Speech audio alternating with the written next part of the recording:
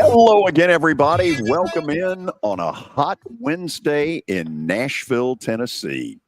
We are at our digs at the Fordyce Center in Bellevue, and we got a really good show for you today.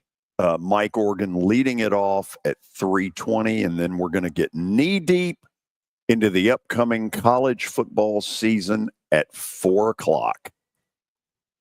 It's going to be good. Got a good guest coming. How do you pronounce his last name? Dochterman. Dochterman. Yeah. I believe there was a song about him. Dr. My eyes have seen the years. I don't recall that song. Well, you probably should. Maybe I'll Google it. Yeah, that'd be a good idea. Let's check in Murfreesboro with Kelly Holcomb. Kelly, you know the song. Billy, why don't you Google your life and see if you can find it? Maybe I will. Huh? You should. I mean, you don't know much about anything, so Google your life and find out about it. Probably be some good results into that. You've never heard Dr. My eyes have seen the years. No, when did that song come out? I don't know, but whatever. It's better than Who whatever. knows? It's better than whatever the hell you're listening to. That's 100% true. Yes. Kelly, what'd you listen to, Kelly, growing up? I was too well growing up. Now, I mean, growing up, I'm from Fayetteville, so we were heavy country, you know. But my mom and dad loved Neil Diamond, dude. I know every Neil Diamond song, I believe, at this age. It's crazy. They used to blast that stuff on the 8-track, on the record player, which you know nothing about, Billy. So yeah, I don't know anything. The cassette. No, you player. don't. There's not much. The cassette player. Google it, man. Google it. Figure it out, you Generation Xer. Well, we're off and running, aren't we? As we usually are. Yeah. So, do we have an update with any substance whatsoever? Yeah, I like today's update a lot. Really? Is that so? Yeah, I like the look of it. And it's the all look of it. Yep.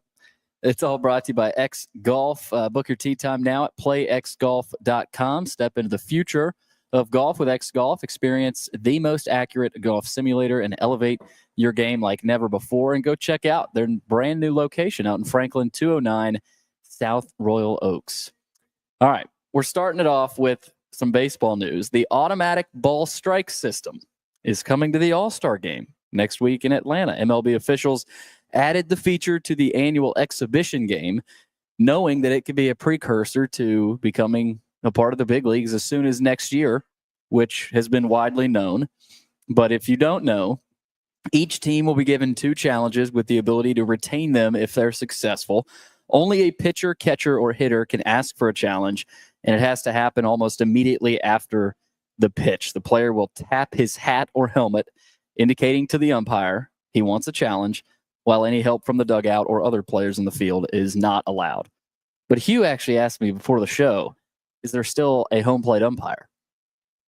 I didn't have an answer to that question. Yeah, I think there has to be. Right? Yeah. Has to be. But he's not, he's not calling the balls and strikes, or does he have the controls? First of all, the minor leagues have perfected this system. They get this done in 10 seconds. The batter essentially taps his head, or the catcher or the pitcher, to say, okay, I want to challenge your call, and it's up on that big board like that. They've got this system down. And to be honest, I was a little surprised they didn't implement it this year. Here's what you're going to see next week down in Atlanta. You're going to see a lot of happy talk. And I think I'm going at this from a Braves perspective, because what this is a 4-day respite from this ride on the Hindenburg that they have become. I believe that by the end of July, Brian Snitker will let it out what some of us believe we've known for weeks and months, that this is his final year as the manager of the Braves. If the Braves do this with any class whatsoever, they will sort of boot him upstairs into a pretty cush position for a guy that has spent 50 years, giving his all for that team. I think what is going to start happening is that virtually 100% of the criticism is going to start falling on Alex Anthopoulos. I've been a big fan of Alex Anthopoulos, but he is nowhere to be found. Hear no evil, see no evil, be no evil. Well, guess what? This team is a joke.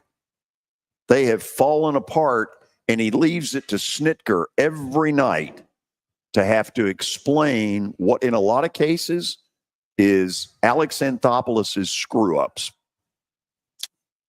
George, where do you think all this stems from? Do you think that and I've asked you this before, but do you think the players know that Snitker's going to retire? I mean, do you think does that have anything to do with it, or where does all this stem from? Okay, I think that most of the players have got an inkling. I don't have any reason to think that he's held a team meeting to tell them. I think he informed. Look, I can't prove this. I think he informed the front office before the year started that this would be it. And as it turns out, why would he want any more of this? Okay, Anthopoulos had, no question, he had $15.5 million to deal with. And he chose Jurickson Profar and a bunch of bums in that bullpen. What they've got are a bunch of bargain basement bums who can't get anybody out. And it has led, even before now it doesn't really matter. You got no Spencer Schwellenbach, you got no Chris Sale. It's over. It's been over. But back when it still had a chance, that crappy bullpen that he put together of a bunch of misfits, that's what has caused a lot of this.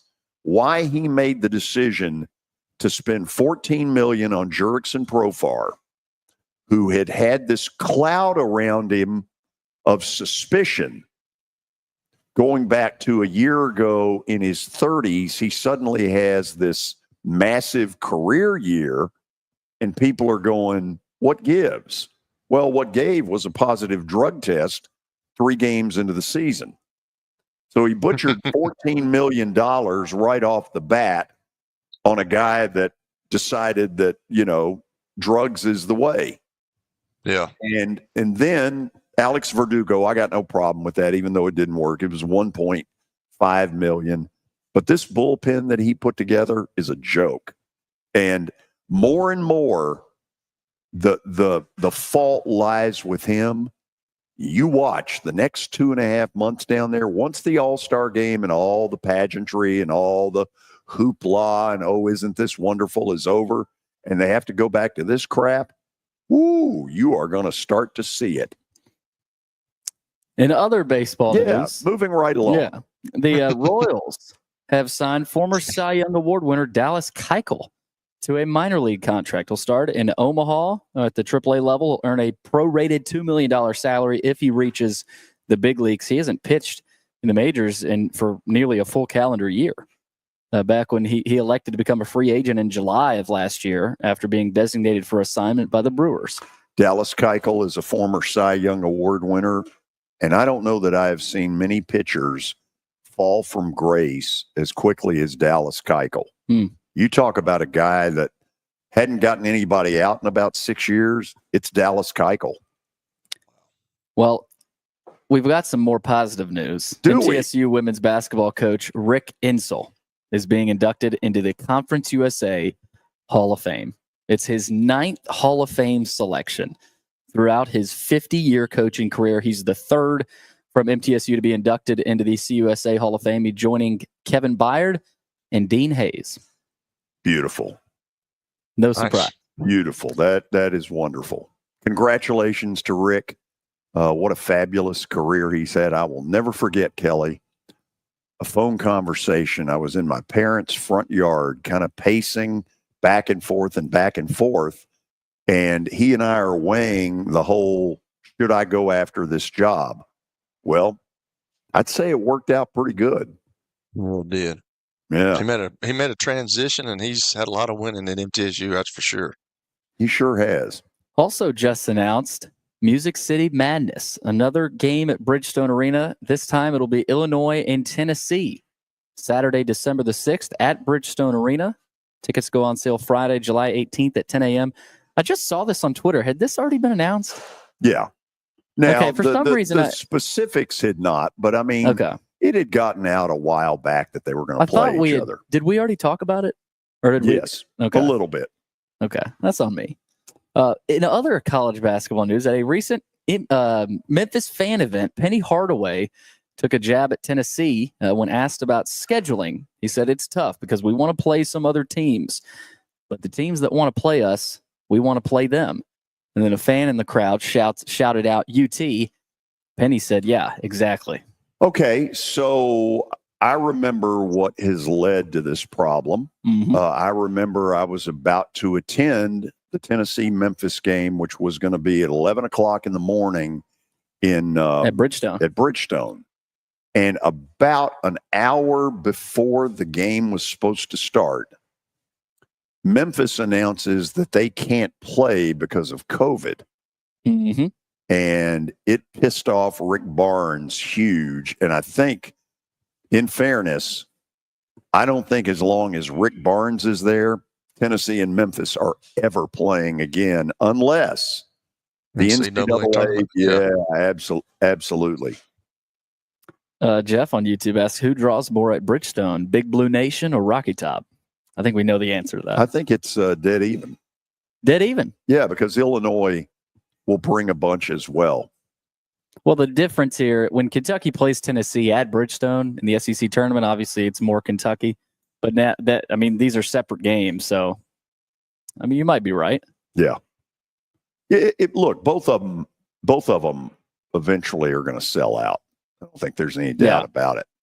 In the NBA, Thunder star Chet Holmgren has agreed to a fully guaranteed 5-year max rookie contract extension that could reach $250 million after missing 3 months during the season because of a hip injury. He came back in February, led the Thunder to the NBA title. I think I saw where him and Shai Gilgeous-Alexander combined are set to make $550 million. It's monopoly money. Jeez. I don't crazy what these guys are getting paid, man. And in baseball and basketball, that's what makes those so crazy, because they're guaranteed and they're going to get it. NFL, not so much. Well, that's your union's problem. I understand that, but you got a lot more guys you got to deal with too.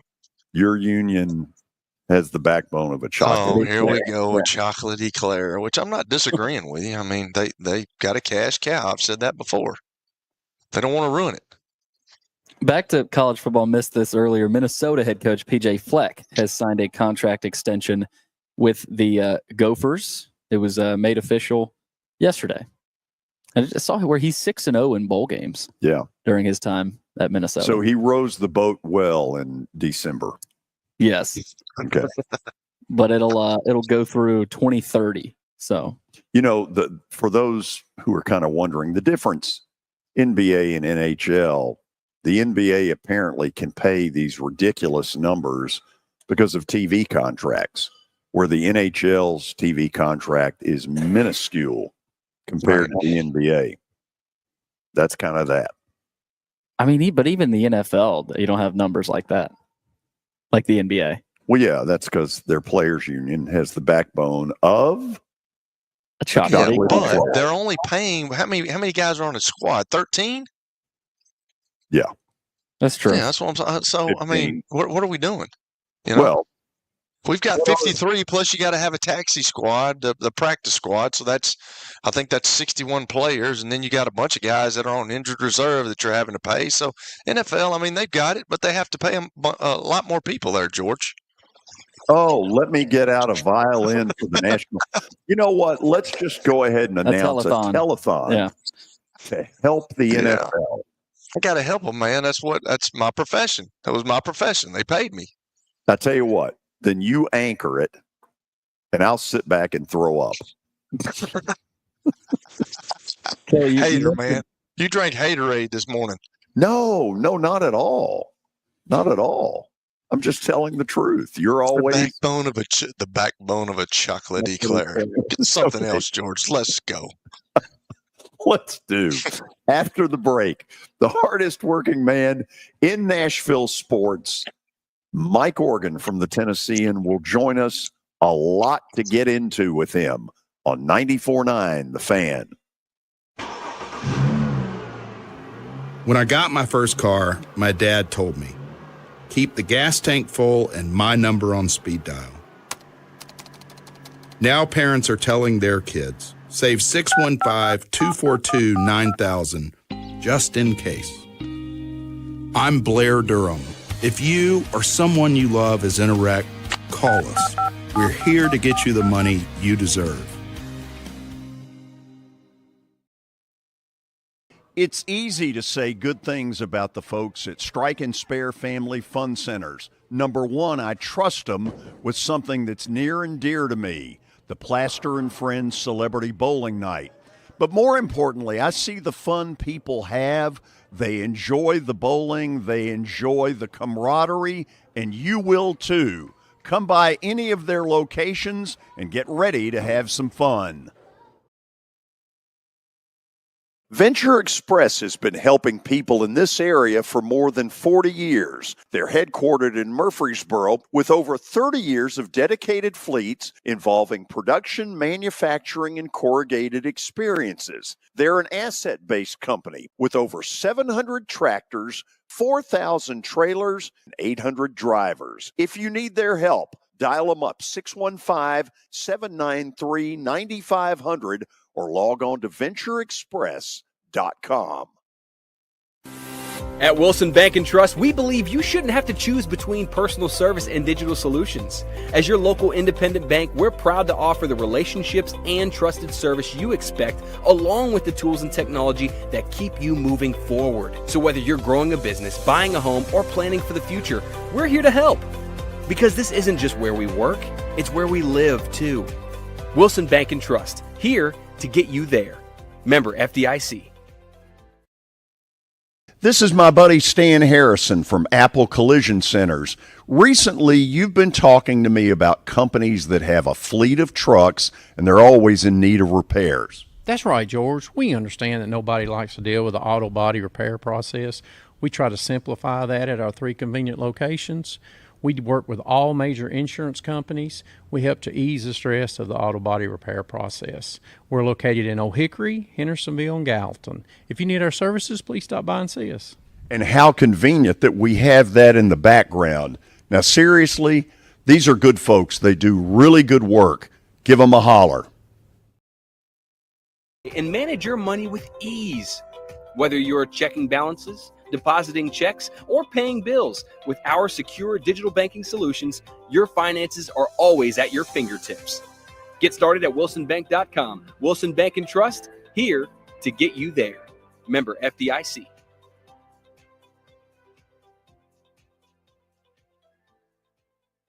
This is my buddy Stan Harrison from Apple Collision Centers. Recently, you've been talking to me about companies that have a fleet of trucks and they're always in need of repairs. That's right, George. We understand that nobody likes to deal with the auto body repair process. We try to simplify that at our 3 convenient locations. We work with all major insurance companies. We help to ease the stress of the auto body repair process. We're located in Old Hickory, Hendersonville, and Gallatin. If you need our services, please stop by and see us. And how convenient that we have that in the background. Now, seriously, these are good folks. They do really good work. Give them a holler. Looking for your favorite sports? How about sports? You follow sports? We probably have it. Just log on to the Information Superhighway. Oh, they don't call it that anymore? To start, press any key. Where's the any key? Head to theGameNashville.com. The password. We're in. You'll find what time your game starts and what station it's on. Oh, they have the internet on computers now. That's what's up. Your sports live here. What an age we live in. On the Game Nashville Sports Network. It's the George Plaster Show. Your sports live here on 94.9 The Fan.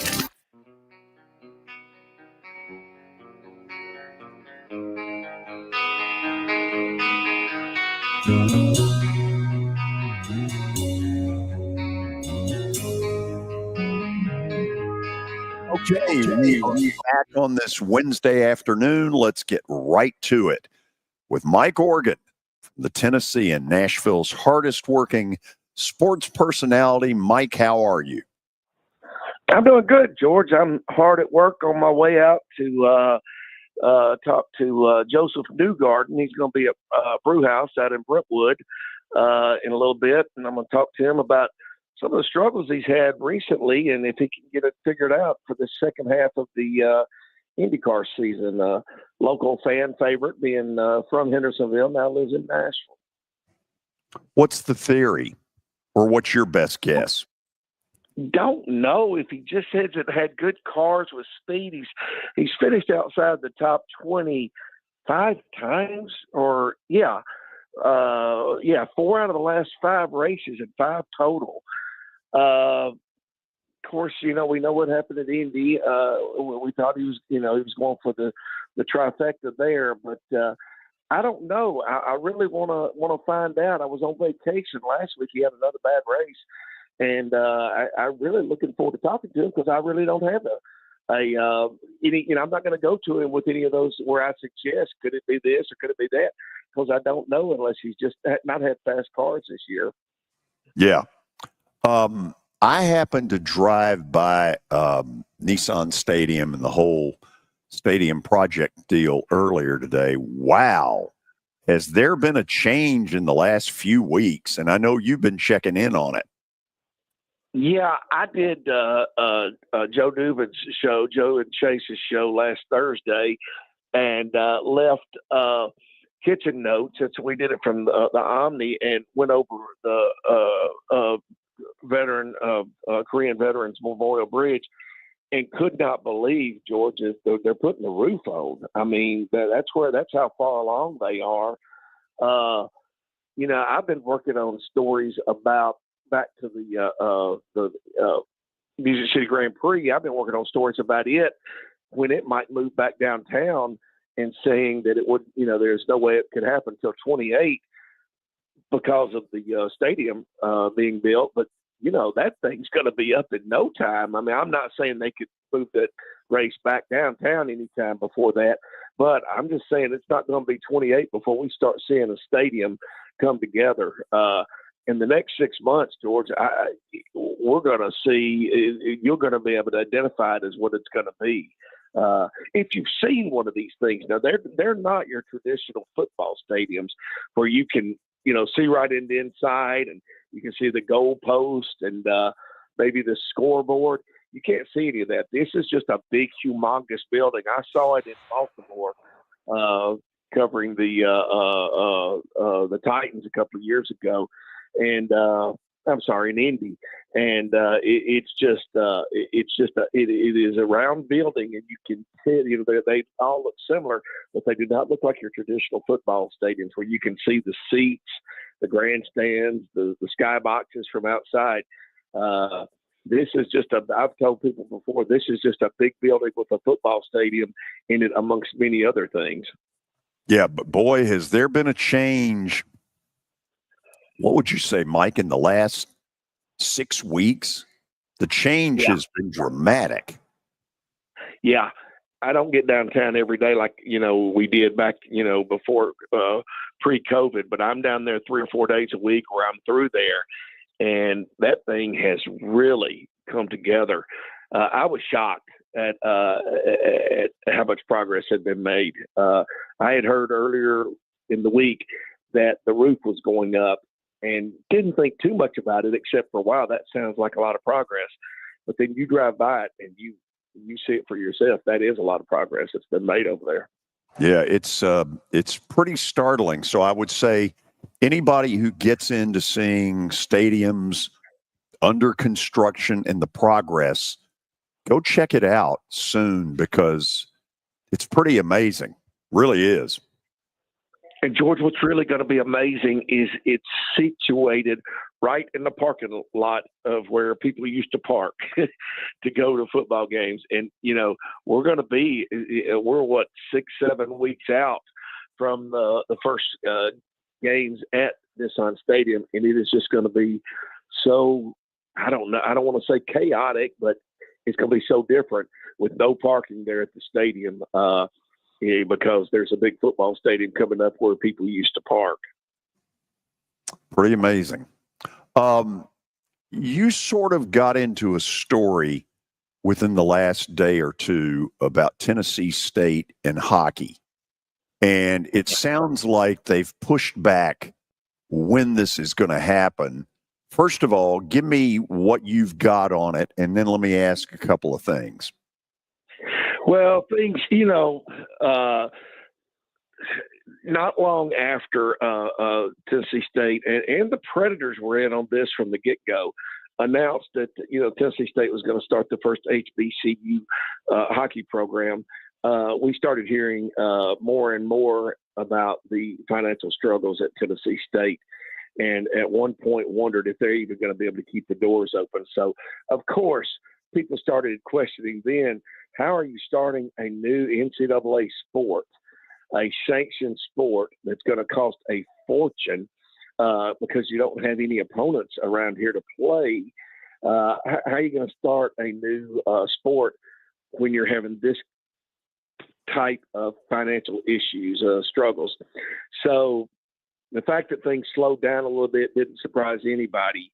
The fact that the announcement it hasn't come yet. Alex Daugherty broke the story yesterday. He's our Predators beat writer. And he broke the story that there's going to be a delay. They're not going to start next season like they were expected to, but it'll be after that. That'll be made official in the next day or two. It'll be done before Friday. And the fact that has come out, I think, has a lot of fans happy that at least there is still a plan to put this team together, that they're not just calling it off altogether.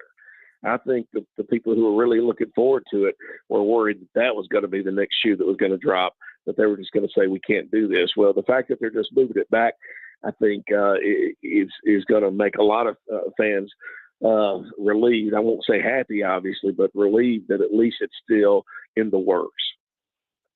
If you had to place odds on it, better than 50-50 that they ever field a hockey team, or less than 50-50? Yeah, I hate to cop out on you and say 50-50, but that's kind of how I feel, George, is about 50-50. We still don't have a president. President Tucker, the interim president, is a great president. He's done a good job. It would be great if he were to take over. I think a lot of people would like to see that. I just don't know if that's where his heart is, if that's what he wants to do full time. If he were to do that, I would think that there would be better than a 50-50 chance. With the unknown about who is going to take over with the new board of trust over there, new trustees, that's what makes me worry that it could be less than 50-50. But I think that me saying that shows that it's still very much in question. So the Predators are going to play a big role in it, and how much they stay involved. The NHL, which has shown interest in being involved in helping an HBCU get up and going, if they stay interested, then it's going to obviously help out tremendously.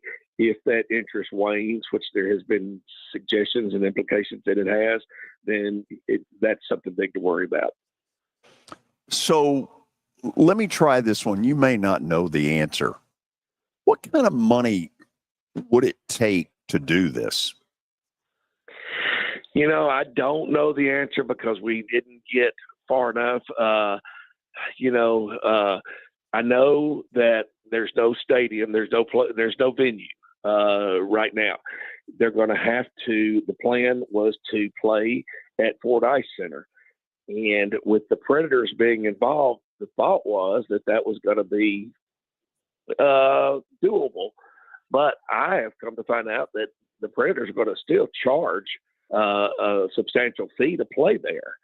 So that's a cost. So it's into the millions, I'm sure, to get this thing up and going. And again, at least, you had the help of two big organizations, the Predators and the NHL, which I think both were going to help out independently. And wherever that help is now, we're not sure. As far as fundraising, they've left it up to the program. The team has a coach. They've even got commitments from players.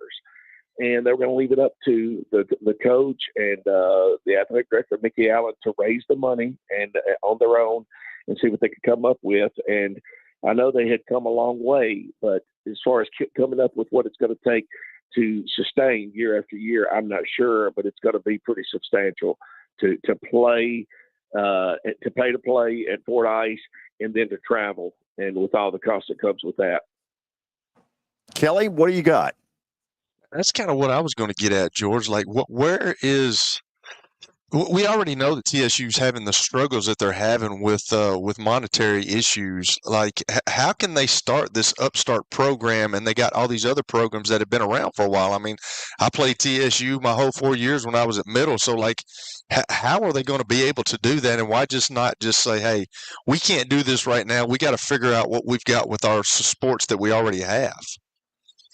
Yeah, Kelly, you've got a football coach who turned the program around in Eddie George and took it to new heights and then left after the window when so many coaches leave, which is right at the end of the season. He left toward the end of basketball season and made it clear why he was leaving was because of the financial struggles. He was worried about whether they would be able to extend his contract, which is up after this year. So you had that. And then most recently, you've got a basketball coach who has left after 7 seasons in Penny Collins to take a position as an assistant coach with Memphis. And we don't know the details of that. Is that a bench coach? Is that with the G League team? What is that position? So we don't know if that was a lateral move or not, because that has not been made official what he's doing with Memphis. The only thing official has been said is that TSU said he took a position in the NBA. So we don't even have it on the record that he's with Memphis. So did Penny leave because of the financial struggles, and there are indications that he did. So, you've got your 2 biggest sports losing their coaches, possibly, and I guess you could go ahead and say evidently because of the financial struggles, and you're going to add a sport. So, yeah, it was a stretch, and it. I won't say it came out of blue. It did come out of the blue because everybody always thought the next sport that Tennessee State would add for men would be return baseball, bring baseball back, and for it to be hockey was a surprise at the time because we weren't fully aware of the financial issues. Well, the financial issues surfaced not long after that, within 6 months, it seems like. And then that's where people said, wait a minute, didn't we just hear you're adding a hockey program, and now you've got these kind of financial issues? So it's just cast a shade over it that of doubt since not long after the announcement was made. Like I said, when the announcement was made, the Predators were on board.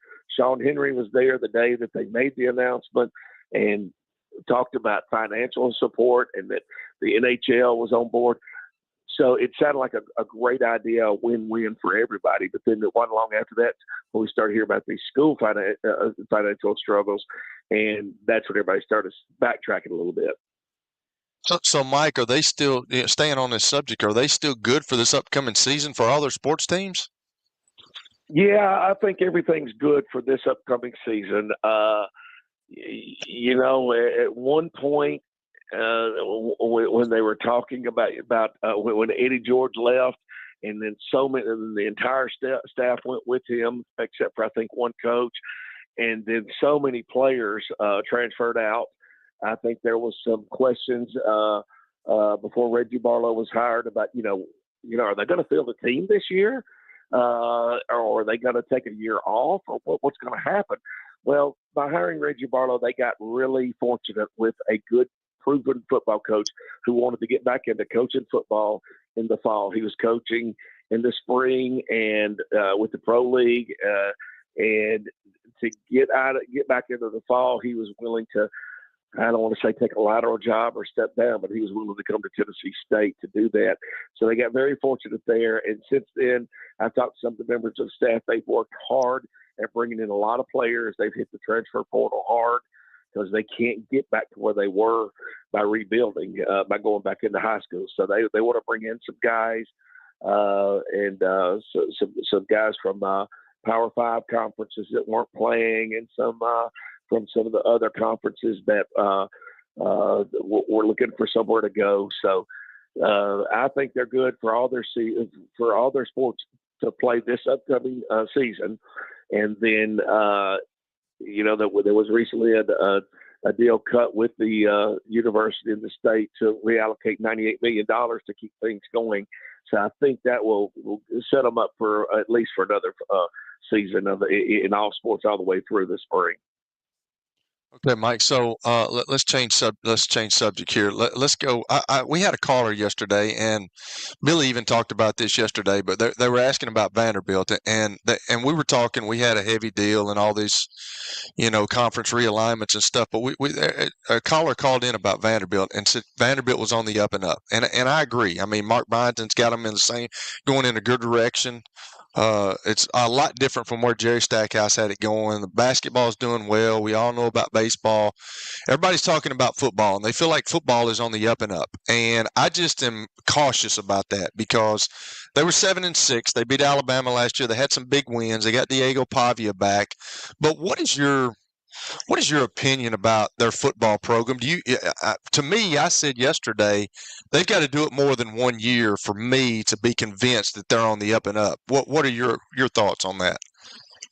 Absolutely, Kelly. Anybody that has been around here for more than 20 years knows that it's got to be done for more than 1 year. James Franklin did it. Back-to-back 9-win seasons was an incredible accomplishment at Vanderbilt. He did that.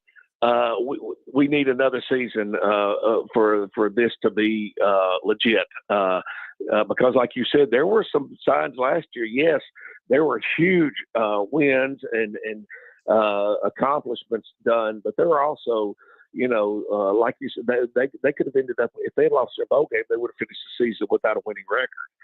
So I was very skeptical toward the end of the season. Now, the bowl win over Georgia Tech got me back on board. I mean, I was very impressed by that. That was not as impressed as beating Alabama, but just a notch below that for them to come back to finish the season with that kind of win really impressed me.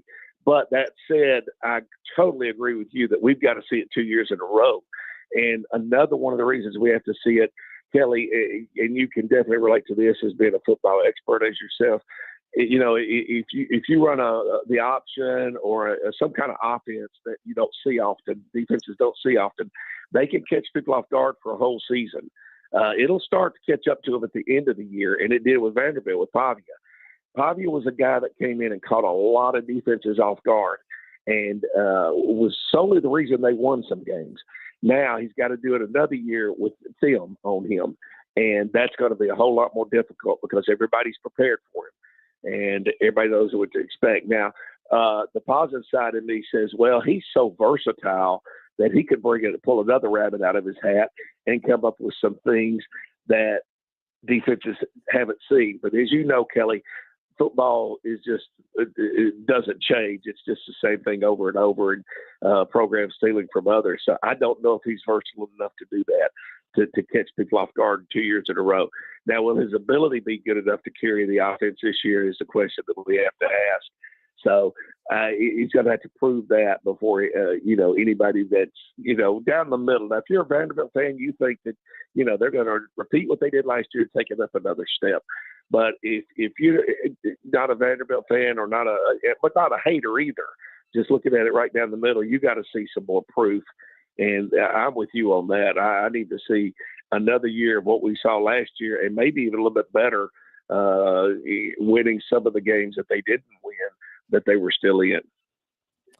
Mike, SEC Media Days next week. Obviously, Diego Pavia will be there. No Joey Aguilar for Tennessee, which I thought was interesting. There's always some sort of strategy behind who you bring with the head coach to Media Days. But with everything we've been talking about, the new playoff model, NIL, and the portal, what do you think there's always a topic or two. Last year, it felt like there was a few different topics that were talked about. What do you think is going to be the big topic next week? Because there's going to be one coach that explodes on something. Yeah, there is. And I guess the growth of the Big Ten and the SEC kind of pulling away, Billy, from the rest of the conferences. And I don't want to jump the gun and say moving toward a super conference, but I can see somebody getting into that and saying, you know, where are we headed? What's our next TV deal? When are we, you know, what's the next big step for this sport, which has just undergone seismic changes in the last 4 or 5 years? And the settlement and the House settlement and what that's going to mean, and is it going to mean enough to slow things down a little bit and let people catch their breath?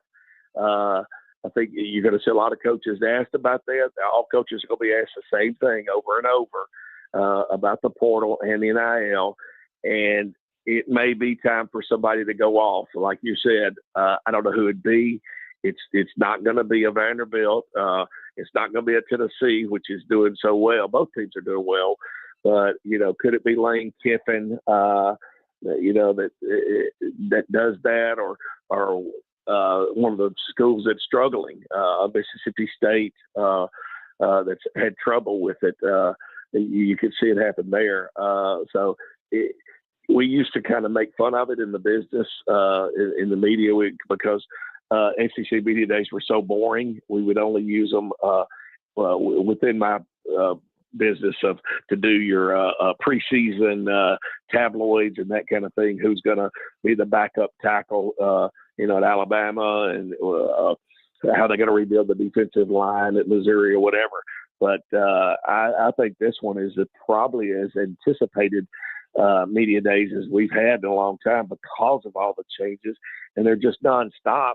And some of these coaches, the coaches that are going to be on the hot seat, are going to, you know, talk a lot about the transfers and the NIL. And I anticipate this one, or look forward to this one, more than any I could say in many years.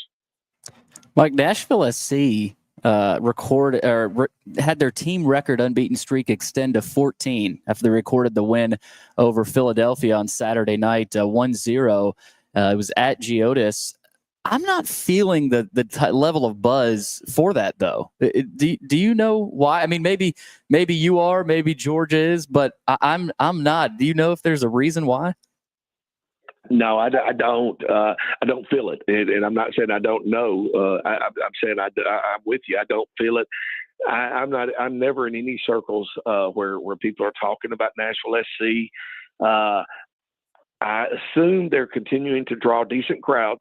I covered a couple of games last year where I would be worried, heading in, 10, 15 minutes before the start of the game, that nobody was going to be there. And then they'd get 20,000 in there 5 to 10 minutes in. So it's a late arriving crowd. And I don't know if they're continuing to do that, but I do know last season was so bad that I think they, whatever interest there was, dropped off significantly last year. And I don't think many people are aware of the turnaround they've made. They make good all-season acquisitions and that kind of thing. And but no, I don't think that there was any anticipation coming into the season. And I don't think what they've done so far, at least in the circles I run with, I haven't heard of any buzz. Mike, I went Saturday night. They probably had 28-5. It's hard to judge it because of the color of the seats, but It was very, very full. I don't know. I don't know that they have pressed the media here to get whatever the message is that they want out the way I would do it. But that's just me. I agree with that. And George, I'll tell you, I compare what's happening with Nashville SC to what happened with the Predators. The Predators came, and I didn't hear a lot of buzz in their early years about their performance, where they were, how good or how bad the team was. But they became a hot spot, and people went to the games. I often tell people that a lot of people went to the games because it was the starting point for the night. You went to a Predators game, then you hit Lower Broad after that, and just made a whole evening of it. And it seems to me that that's kind of the same thing that's happening with Nashville SC. If you say they had almost 30,000 on last Saturday night, then, and like I said, the games I covered last year had big crowds, and they were late arriving. But that tells me kind of the same thing with the Predators. What we saw there was a good starting point, because at least people were coming to the games. And I always questioned how many people were paying attention at the Predators games, because, like I said, it was more of a party atmosphere than anything else. But I do know that Nashville SC fans are into it. You can feel it when you're there, when the way the crowd responds. It's very interactive. So I don't know. Maybe it's kind of the same takeoff that the Preds had, and if that's the case, so that's good news for Nashville SC. And as you said, until the administration can decide what they're going to do as far as getting the media to start paying attention, at least they're staying in the public spotlight by continuing to have good attendance. Mike, thank you as always. We'll do it again next week, same time, same place. Okay, guys, look forward to it. Thanks a lot. Bye-bye. Mike Organ from the Tennessean joining us here on the show. After the break, we will go down the roster. Billy asked what are the storylines going to be at SEC Football Media Days? I think we've all got some thoughts. You'll hear them next on 94.9 The Fan. When I got my first car, my dad told me, keep the gas tank full and my number on speed dial. Now parents are telling their kids, save 615-242-9000 just in case. I'm Blair Durham. If you or someone you love is in a wreck, call us. We're here to get you the money you deserve.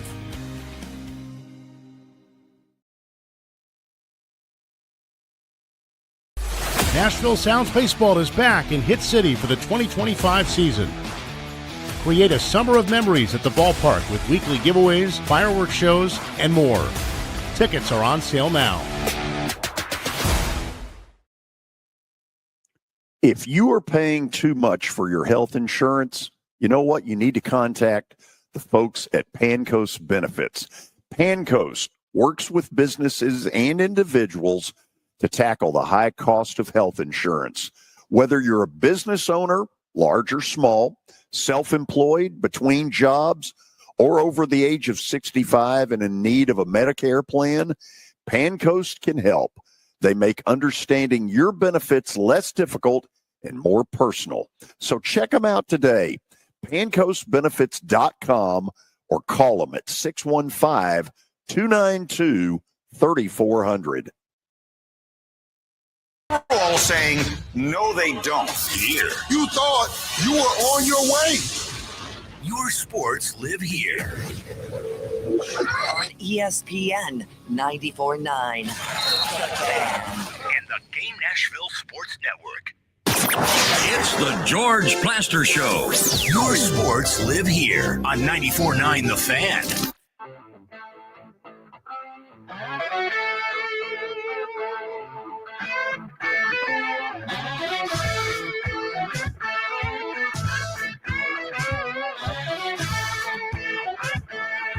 Football Media Days are next week in Atlanta. Interesting that they chose to do that and go up against the Major League Baseball All-Star Game, which is also down there. So under the category of storylines, okay, I'll give you 3 or 4 here. Number 1, some coach is going to pop off next week when badgered about, do you support a 9-game conference schedule, and is basically going to say, I don't give a damn what Greg Sankey wants. Here's what I think, and I'm not going to be muzzled. Yeah, there's going to be, and it's probably going to be Lane Kiffin. He's going to say, look, and he's on Monday. He's going to say, look, try going on the road to play South Carolina at night. Try coming home the next week and playing Auburn. Try going to Vandy and Nashville. You saw what Alabama did. That's usually how it goes. Yeah, I mean, he would be an easy one to be the one to pop off. I would hope that this commissioner does not try to go down the road of using the executive powers of you cannot say anything. You cannot voice your displeasure. That's one storyline that I think will be very interesting. Closer to home, on the Tennessee front, will Josh Heupel be willing to talk about Nico? Because he's going to get bombarded with that question.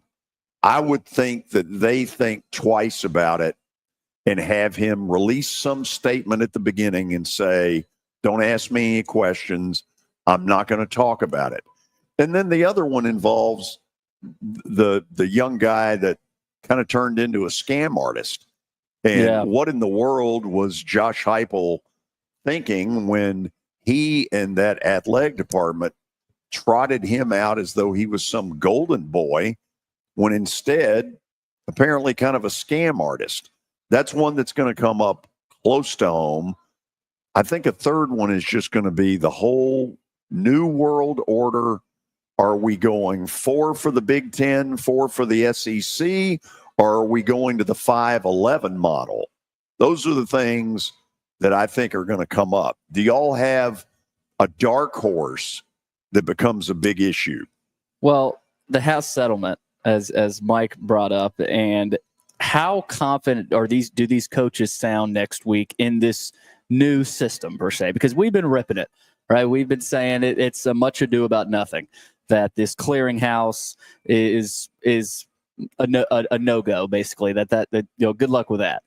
I'm wondering if Greg Sankey sends a memo to the coaches saying, hey, we need to put trust in this. We need to have confidence in this, and we need to act as if we're confident in this new system and what went down with the House settlement. But is there a coach that says, hey, we haven't done enough yet, that this is not going to change anything? I'm interested in that. But also, the Josh Heupel, he's going to be asked a ton of questions, like you said. What does he say about the Nico situation? Because he was asked in another station locally about the Nico situation. And he said, well, let's call it the Joey Aguilar situation. So and maybe he just immediately turns it into a Joey Aguilar discussion. But how he phrases a lot of those questions is going to be really interesting.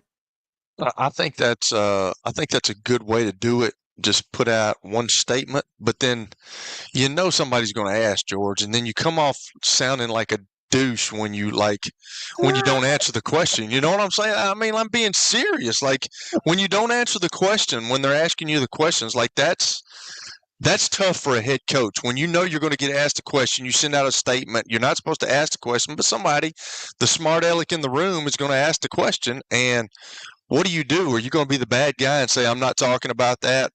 How does that go? Especially if you get hit over and over and over with the same question. And then I'm thinking, just talking about football, how does Kalen DeBoer do in his second year? Because, Alabama's kind of ruled this conference for, a while since Nick Saban's been there.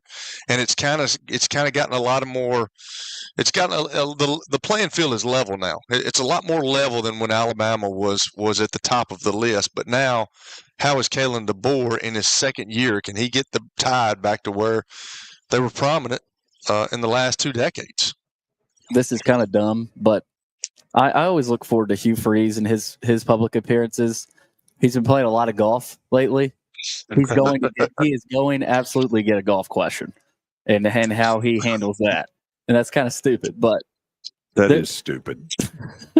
Isn't he on the hot seat though, guys? Isn't he on the hot seat though? Absolutely. Very much so. I was talking to an Auburn fan the other day because I'm curious. Like, how do you feel about him and the program? He's like, I have no confidence in him, and I think he'll be gone after next year. Look, wow. I mean, here's the deal. What is it that's holding their program back is what now holds a lot of programs back. If you've got a quarterback, you're gold. If you don't have one, you're screwed. And if you really look, since he's been there, they haven't really had a guy take the bull by the horns and say, I'm your daddy, I'll lead you. I'm the quarterback. Isn't he considered like this kind of quarterback guru, though? Yeah. And so I think it has led Auburn people to say, what gives? Seriously. Yeah. What gives? It's going to be fun, though. I mean, there's some coaches on the hot, like Sam Pittman, Hugh Freeze, Mark Stoops. Even though, would you say Stoops is on that? No. Absolutely not. That was a big point no, a couple of weeks ago. I'm not buying it.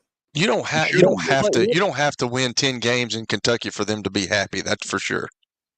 But how does he? Because they've struggled as of late, and what's his confidence level of his feeling on his team? I'll be really interested in his future. He's getting old. Like, there's gonna be some questions probably about how much longer do you want to keep coaching?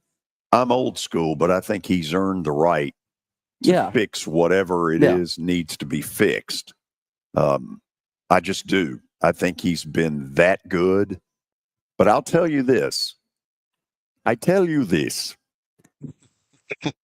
believe that there will be some stuff come out next week that'll have us going, wow, something's going to pop down there that's going to have you going, dadgum.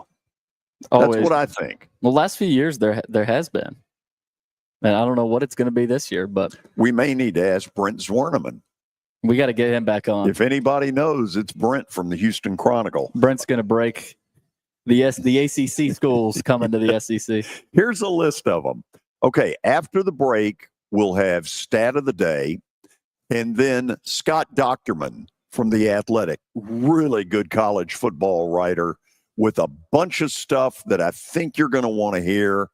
And then a few 100,000 thoughts of mine about something I saw over the weekend that really got to me. This is 94.9, The Fan. Can't watch the race? We got you. I can't believe it. NASCAR lives on the Game Nashville Sports Network. Whether it's 102.5 The Game, 94.9 The Fan, or Sports Talk 830, you can hear it all. Just check theGameNashville.com for the full schedule. NASCAR lives here. Your sports live here on the Game Nashville Sports Network.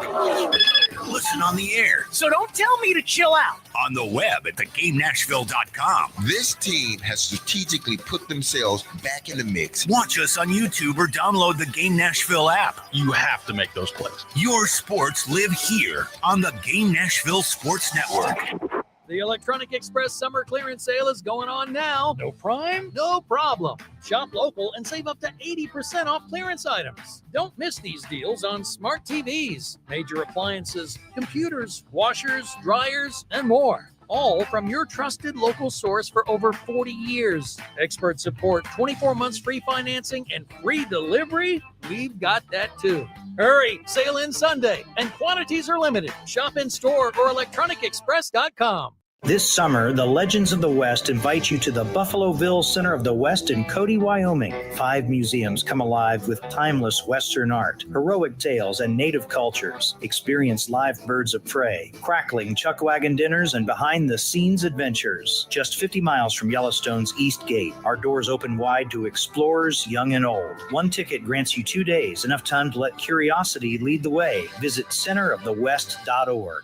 Announcing an event for everyone who's been thinking about adopting a lovable little puppy. This is your opportunity to adopt a puppy, and Pella Windows and Doors will cover all your adoption fees and the first immunizations, plus puppy food from Pedigree. It happens Saturday, July 12th at Pella Windows and Doors in Cool Springs on Mallory Station Road. From 10 a.m. to noon, pick out your adorable new puppy on site from the Nashville Humane Association. Saturday, July 12th at Pella Windows and Doors in Cool Springs. See you there. Duncan Fans, Nashville's newest location at 2100 8th Avenue, is celebrating their grand opening all this week with special delicious deals. Your sports live here. WBUZ HD3 Laverne. All around the world on the Game Nashville app. We are the Game Nashville Sports Network. ESPN 94.9. The Fan. A Cromwell media station. It's the George Plaster Show. Your sports live here on 94.9 The Fan.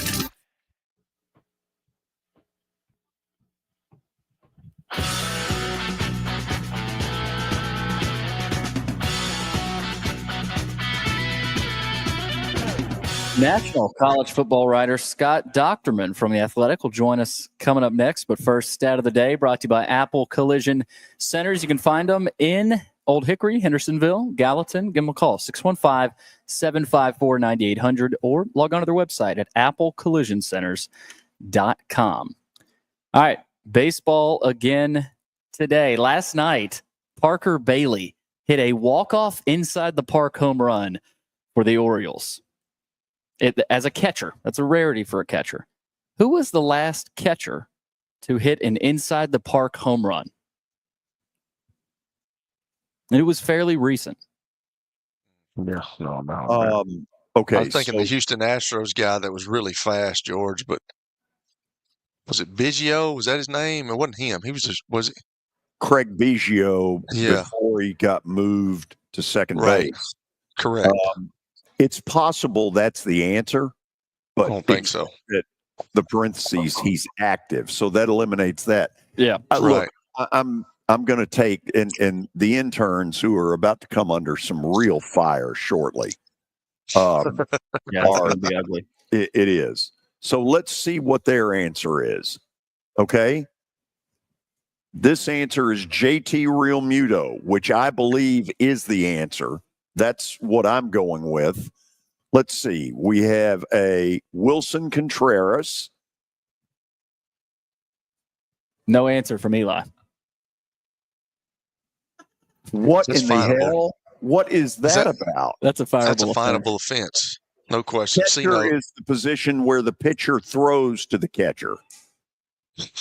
This is unacceptable. So he does not participate. No participación if you hit your SAP button. The answer is... Do you have a guess? Yeah, I said earlier. Do you listen to the show at all? I didn't know if you had a final guess. When I said that young man over there, Hugh, went with JT Real Muto, and that's what I think the answer is. So pull him up. Show it. That is the There you go. Yes. Nice. Yeah. I wouldn't have gotten that, by the way. Well, I did get it. Shocking. And you got That's it. shocking, Well Billy. done. You wouldn't got it. You wouldn't get any of these. Neither would No, you. I get some of them. he does get some of them. Okay. We ready to talk some college football? Let's do it. I think you'll enjoy this interview. Scott Dochterman writes a ton of college football stuff for The Athletic. He's really good. Here's the interview. Scott, thank you for taking the time to join us. I want to get into one that might be right up your alley, and that was Scott Frost's comments yesterday, which I'll admit I don't believe. I think he wanted to go to Nebraska. He was, God knows, he was wooed by anybody and everybody. But I guess my big question is, okay, Matt Rule's no idiot, and he's gone in there to what I would say is mixed success. What really is going on at Nebraska, and will there be a day where they ever come close to the old Nebraska? That's a great question. I don't know that they'll ever be back to being what Nebraska was in the 90s, for instance. And I think most of the fans, not all of them, but most of them have kind of reconciled that it's not going to ever happen like that again. But Nebraska has more resources than all but a handful of programs in the Big Ten. It is a rabid fan base. I mean, to have the lack of success that they've had, since 2017 up until last year, they didn't even make a bowl game. They didn't have a winning season, which just seems unfathomable, but yet they sell out every game. They have resources. Of course, they have tradition. They recruit at a high level as compared to the teams in their region and their footprint, yet something has happened. And I'll say this in covering the Scott Frost error at Nebraska, I think he was the biggest disappointment I've ever seen out of a head coach, and meaning that they expected to have the prodigal son return. He was a quarterback when Nebraska won a national championship. He went 12-0 at UCF. He came back to the Big Ten full of bravado, saying, somebody asked him, how are you going to adjust to the Big Ten? He goes, well, we think they're going to have to adjust to us. And it really turned out to be everything false. They could not line up along the line of scrimmage and match up with Wisconsin and Iowa. Fundamentally, they were as worse. They're the worst team probably in the league, and they lost a lot of close games by coaching malpractice. So he can blame whoever he wants to blame, and he certainly has done that over the years, especially with Nebraska and its establishment. But it's all on him. Now, maybe he did leave a better situation for him at UCF, kind of out of the limelight. Nebraska is certainly a big spotlight in that state, but I don't think that the only blame that he should have is looking at himself in the mirror and say, how did I fail here? Because that's entirely what he did at Nebraska. Scott, there's a cynical part of me that believes that the SEC at the spring meetings had a press release already done to announce the 9 games of conference play. The cynical part of me believes that Sankey walked in, told him, hey, here's what you'll benefit from TV-wise, blah, blah, blah. And the coaches went absolutely nuts and said to him, do you have any idea what it is we're facing if we go to 9? Am I pretty close to accurate on that? I don't know that he's had it, but I know he's pushing for it in the strongest possible way. And really what it comes down to is it's going to come down to playoff access.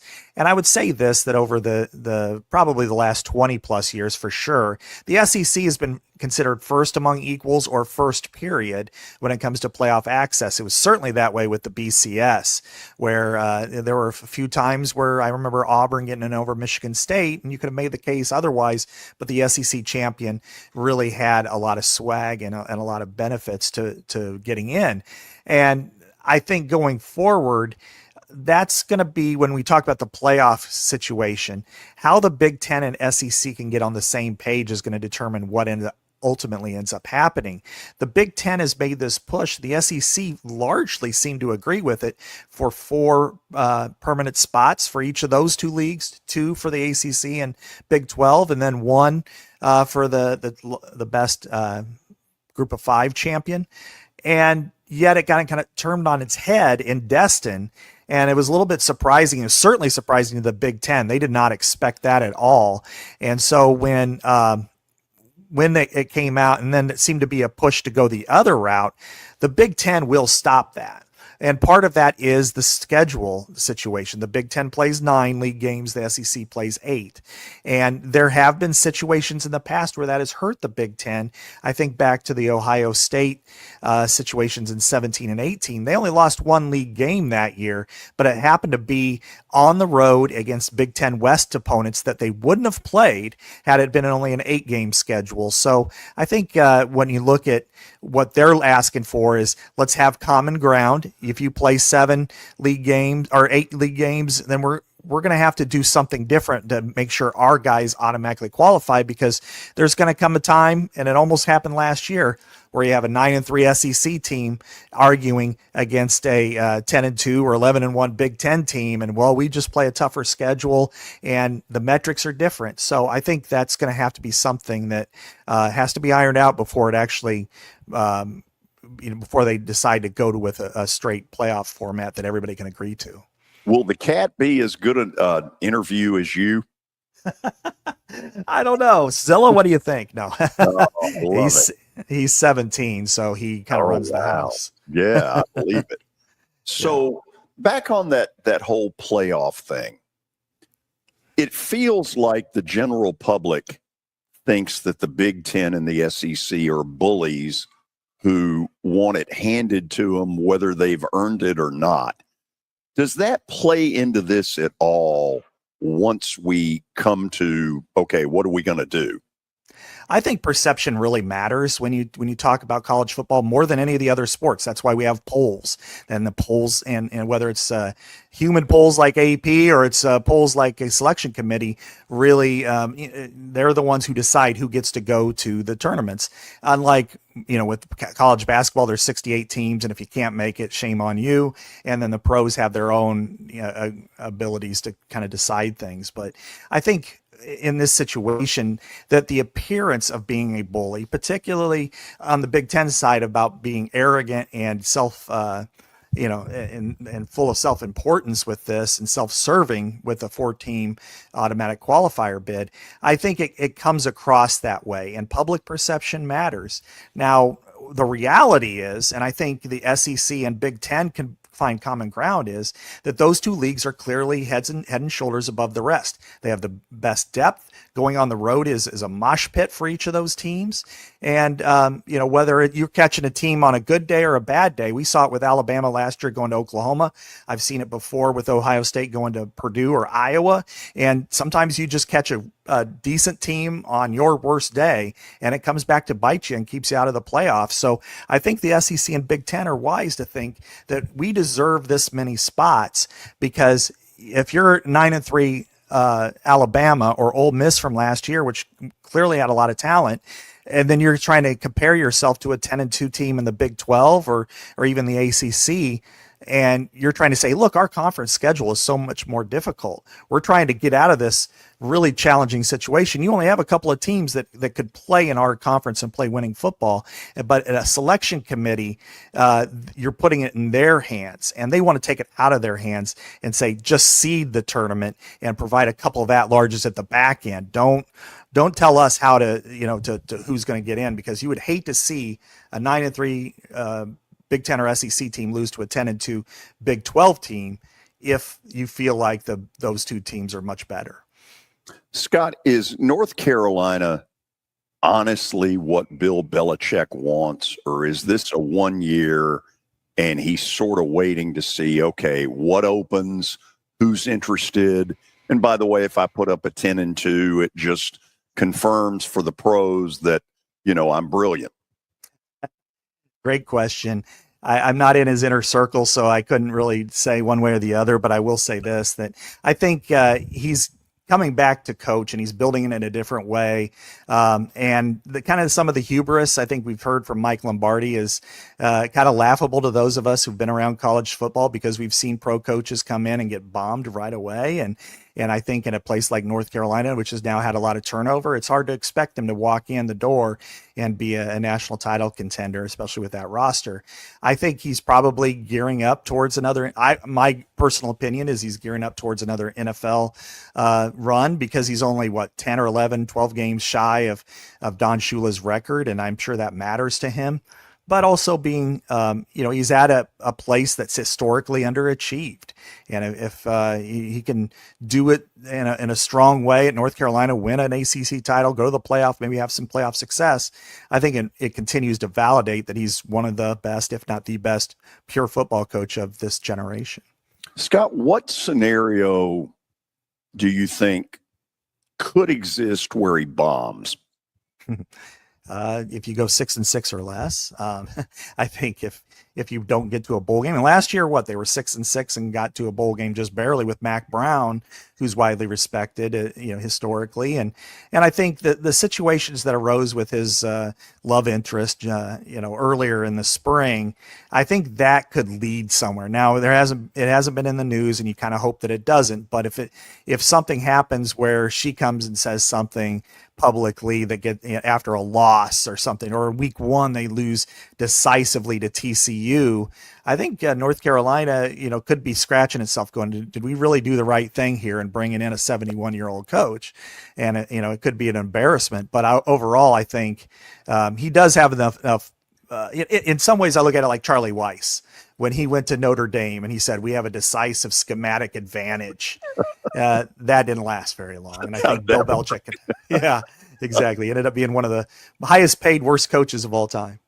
Billy? Scott, thanks for taking the time. We've talked a lot about North Carolina as a potential team that the SEC could target, and we know that teams like Miami and Clemson and maybe even some of the Virginia schools will probably not be in the ACC, and the ACC might not even exist here 3-4 years down the road. What happens to that league? It's a great speculation, because I think North Carolina out of all the schools is the one where the Big Ten and SEC will go to battle for. I think it's got it does have a little bit of historical tie with Maryland, of course, and it's one that there's a lot of green pasture and money available for both leagues. So I could see a real battle for North Carolina. Now, if there's a second team involved in the Big Ten, it'd probably be Virginia, because they do like the not only the continuity and regionality of that, but just also AAU membership, and they do kind of value some of the academic requirements. The SEC, I couldn't say, whether, Clemson is limited. It's had an amazing decade, but I'm old enough to remember the term Clemsoning. And you wonder if that would ever come back into this style again, or, Florida State's had its opportunities too, but you got the Florida faction. That's not going to matter when you talk about Texas and Texas A&M. I mean, Texas A&M wasn't going to keep Texas out of the SEC. The one thing I kind of wonder about, which is like the other option, is would the highest profile football schools in the ACC decide, the 17 team league is too wieldy. Let's go to 8 teams, and maybe in North Carolina, Clemson, Florida State, Virginia Tech, maybe NC State, and a handful of others decide, Miami, let's just go out on ourselves. Let's kind of shed this weight that's kind of keeping us down. And they could probably get a similar financial deal as they have right now and still have access to the playoff. That might be the best solution for them. Now, what does that mean for Wake Forest, Boston College, and that? Well, as we know, it's kill or be killed when it comes to realignment in college sports. You mentioned Texas and Texas A&M in there. I want to go to the Longhorns now, and obviously they had a great season last year, lost to Ohio State, but Arch Manning is what a lot of people think will be the heir apparent there. And Paul Feinbaum has spoken and said that he thinks he's the best quarterback. Was it Cam Newton? I think he said. In the SEC, not just the SEC, but the country. A lot of talk about Arch. Are you confident in him and the Longhorns' ability, not just this year, but maybe even next year, to win a national title and continue to be an elite team? I think so. I watched with great interest, of course, Quinn Ewers last year and Arch when he would come in, and it was good for experience for him that Quinn got hurt, and he actually played more hurt than we thought, that he let us know at the combine. But Arch has such he has the greatest pedigree that a quarterback could ever have, and he has amazing ability. He's faster than either of his uncles. He's more like his grandfather at Ole Miss in the early 70s, but yet he's taller, probably got a bigger, more physical arm. What he does in week 1 could shoot him into the stardom right away. I mean, if he goes to the Horseshoe and beats Ohio State, the defending champion, a team that they played in the semifinals, and you win that game in week 1 and he looks good doing it, I mean, he's automatically the September Heisman winner and probably got a chance to take Texas all the way to the top. So I think Texas is back, to use that term that everybody tries to avoid sometimes. And I think Arch Manning could be the one to put him over the top. Now, is he better than Tebow or Cam Newton? I don't know. There have been some other really good quarterbacks along the way, but I certainly think he has the opportunity to be in that category. Scott, I want to go to Tennessee here. I'm not sure how closely, I'm sure you did. You cover college football, the Nico situation. Mm-hmm. Obviously, he's at UCLA. There's a first ever trade, you could say, in the NIL portal era with Nico heading to UCLA and Joey Aguilar going to Tennessee. Can Josh Heupel continue? The schedule's light, but can he continue to win at the level they did last year with like I said, sort of the trade with UCLA this year? I'm not so sure that Joey Aguilar can do what Nico did. I thought Nico was a good player. I saw him play Ohio State and in the Horseshoe there. And, there was a kind of a blown call early that really led to Ohio State really getting there. I think it was a roughing the passer penalty or something. And I think Tennessee has every opportunity to be very competitive for the playoff, whether it's with Joey Aguilar next year, whoever comes in. I like the way Josh Heupel has put this program together. We've seen some fool's gold in the past with certain coaches that have come in and had a 6-6 year, get a big extension, and then all of a sudden kind of fall off. I think he's the real deal, and I think he'll keep Tennessee competitive. But you guys follow the league way more closely than I do, and I look at the SEC as it's hard to stay in the top 3 to 4. Everybody's competing for the same piece of ground. Up north, we say it's like polar bears fighting over a sheet of ice. I don't know how to compare it in the South, but it's got to be similar. And in this situation, I think this year might be a little bit of a step back, but as you said, the schedule is light enough for Tennessee to be competitive. Now, what do they do against Bama? They play Georgia again. There's no rotation to the schedule. That could be challenging. And there's the hard part, I think, for college football as a whole. If you don't make the playoff, how big of a letdown is it to go to the Citrus Bowl, to go to Tampa, to go to those other bowl games? And for a Tennessee that made the playoff last year, and if they go 8-4, 9-3, and have a pretty good year, all things considered, is it just a punch in the stomach, or can people weather it? And that's going to be interesting for the sport as a whole going forward. One of my favorite stories I've read in the offseason was your rivalry rankings. You ranked the top 100 rivalries in the country, and you had another piece come out as of late explaining a lot of your decisions and what went into those. You got, of course, Michigan, Ohio State, number 1, Auburn, Alabama, number 2, and you go all the way down, had Army, Navy at number 4. What went into those decisions, and how did you differentiate, who was in the top 5 and maybe who was a little bit further back in that list? Yeah, the top 5 or 6 were pretty well set when I went through kind of a preliminary look at the entire list. I went through at least 150 rivalries, if not more. I wanted to examine long playing series that mattered, both in power conferences and then in the group of 5 and on down even to the FCS and lower levels. And with the top 5, Michigan, Ohio State stood out for every single reason. It has the most games among 2 ranked teams, 49. 26 of them are in the top 10. We know the competitiveness, the hate that's there is off the charts. I think it was fairly close for me. Immediately I put Auburn, Alabama 2, but then after really evaluating Texas and Oklahoma, which have 44 games where 2 teams were ranked, and 17 games in which teams were in the top 10, and which was more than by a lot than Auburn and Alabama in both situations. I kind of thought about it, but I'm like, yeah, the venom and the national championships that have gone along with Auburn, Alabama the last 15, 20 years really tips the field.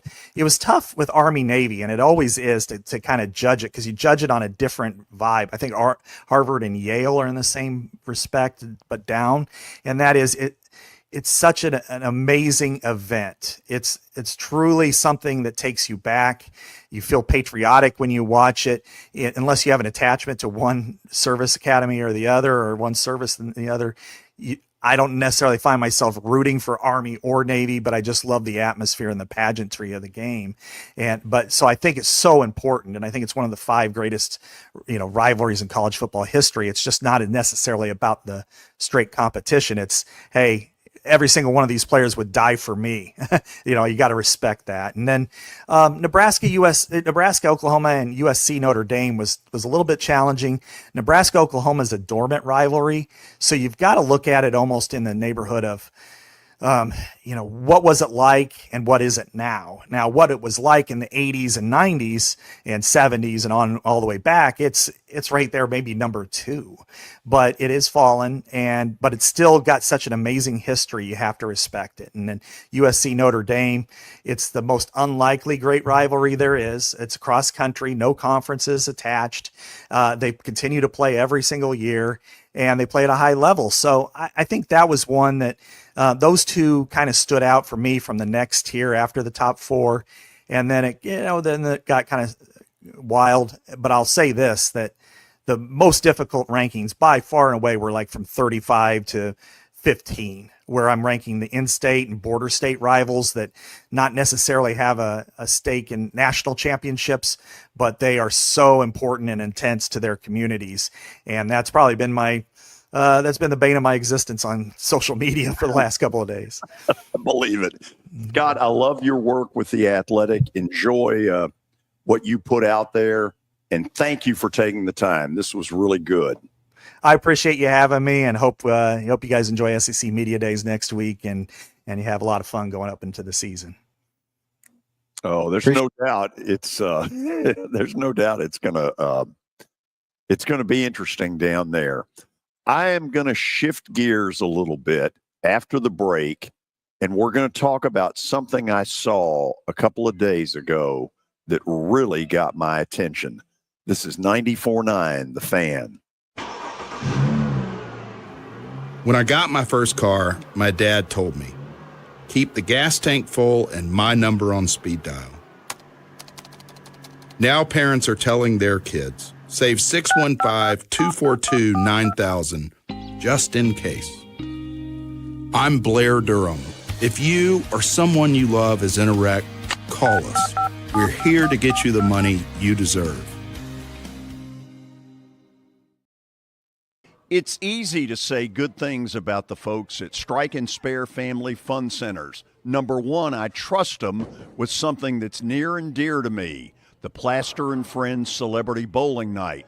But more importantly, I see the fun people have. They enjoy the bowling, they enjoy the camaraderie, and you will too. Come by any of their locations and get ready to have some fun.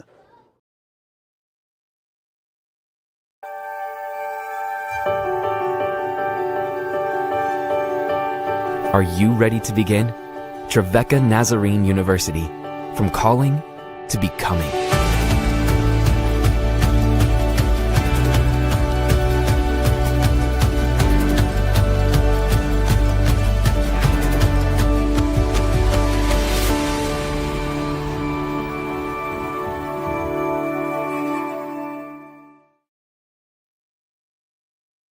As the trusted premier custom home builder in Middle Tennessee, Donnelly Timmons has over 20 years of experience in the industry.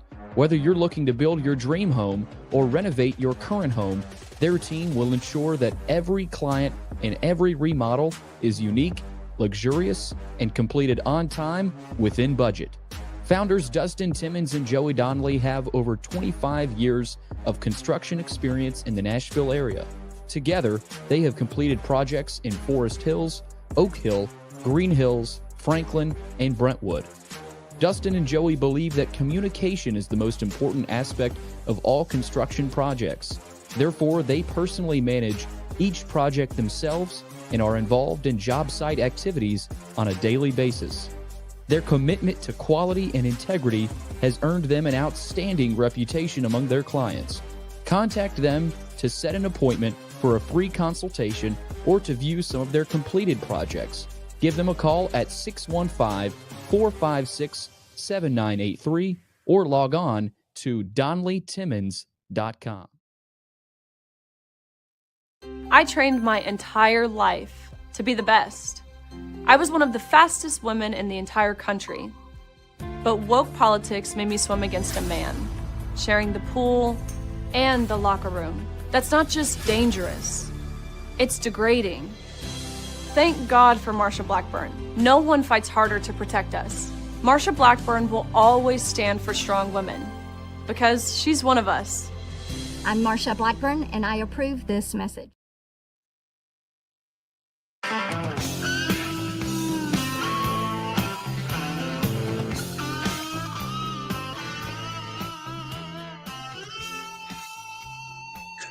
I don't do this very often, but Sunday night I happened to see a television show, very sports related, that really got my attention. And I want to talk about it. It surprised me a few minutes ago when two of the three interns really knew very little about the Jim Valvano speech. Valvano, of course, was the great basketball coach who won the NCAA title. His NC State team in '83 won the national title, beat the heavily favored Houston Cougars, and 10 years later, he was dying of cancer. And we think that the name of what it is I want everybody to watch is called The Speech. Well, there's two documentaries I found of it. It's either Survive and Advance, the 30 for 30. There's also one called The Speech. No, I think that's Survive and Advance. I know what that one is. Okay, then it is The Speech that you watch. So SC featured The Speech is what I happened to see Sunday night. And what it did an older generation knows exactly what the speech is. Cancer can take away all my physical skills. It cannot touch my mind. It cannot touch my soul. That's one of the unbelievable things he says. Another one was that we should all be, there are three things that we should do each day. We should have our emotions brought to laughter. We should engage in thought, and we should have our emotions moved to cry. And he says in the speech, if you do all three, that's an incredible day. So, Kelly, I was thinking as I kind of realized I wanted to do this, that I guess the two greatest sports speeches of all time are Lou Gehrig's "I'm the lucky," they say I've gotten a bad break, but I want all of you to know I'm the luckiest man in the world. Something like that. Yeah. And then the other one was the Jim Valvano speech. Here's the background for those of you who maybe don't know all of it, and in particular, a younger audience. 1993, this is in March, and I believe this is the first year that the ESPN had ever done the ESPYs. Yep. Okay. So they decide that Valvano, they would like Valvano to speak up in New York where they're doing the ceremony, but he is very, very sick. And a month later, he will have passed away. The people that they interview in this include the oncologist. The oncologist in this SC featured says that he told Valvano, "You are in no shape to go up to New York and make this speech, and I recommend that you not do it." Dick Vitale is part of this thing, and Vitale puts a phone call in to Jim Valvano saying, you know, ESPN's going to do the Jimmy V Foundation. You got to be there somehow. There's a lot of stuff in it with Mike Krzyzewski. Krzyzewski, and I don't know that they were all that close when they played against each other, but Valvano was hospitalized at Duke's Medical Center. And so Krzyzewski and Valvano became very, very close. And Krzyzewski says in this thing that they basically would tell the nurses, get the hell out of the room, and they would talk life and they would talk basketball. And it was really, Krzyzewski's part in this is really moving. Some of you will remember in the speech that at some point Valvano sees a director trying to move him along. Let's go. You know, you got 30 seconds. And Valvano kind of stops and says something in Italian or whatever and says, "Hey, you, I got tumors. You think I care about 30 seconds? And it's an incredible deal.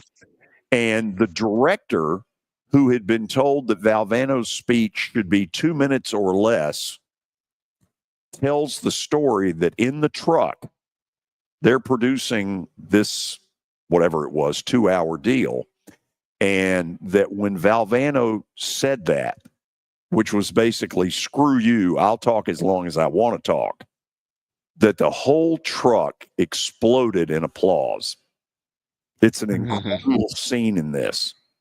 Robin Roberts, the great television commentator who once worked at Channel 4 here in Nashville with Rudy Kalis. She was the person that had to go on the air after his speech. She's behind the curtain, and she's next on the list to speak. And she says that from behind, she really could see the level of the kind of effort it took for Valvano to pull that off. Krzyzewski had said that he had thrown up repeatedly on the way up to New York on the flight, and that it was an absolute miracle that he was able to get up there. And apparently he tells Dick Vitale, I'll be there, but you all have to help get me on the stage.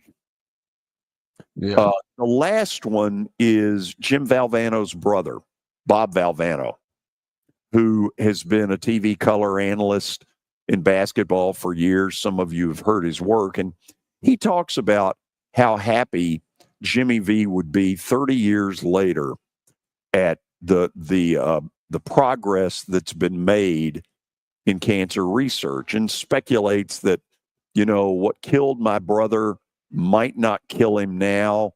Bob Valvano was once diagnosed with cancer and apparently beat it. And it's just an incredibly emotional deal that I guess I'm saying to all of you, if you get a chance, look this thing up. If you don't know anything about this speech, look it up.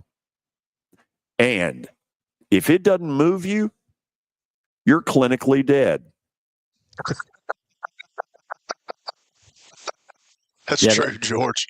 You're right. I remember hearing that. It's touching, man. It was the right speech at the right time for a guy that had a devastating disease, and it was tragic. And he had done so much for college basketball, and he was the underdog, and he was the underdog in that too, and it ended up taking his life. But that was a pretty incredible speech. I'll also tell you this: if you get a chance to see this documentary, what's called The Speech, SC featured, you might want some Kleenex nearby.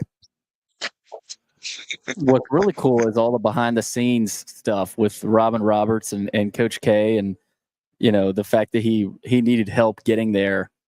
Like that's probably stuff you didn't know, and a lot of people didn't know just how hard he worked to get up there. I had never heard some of the stuff.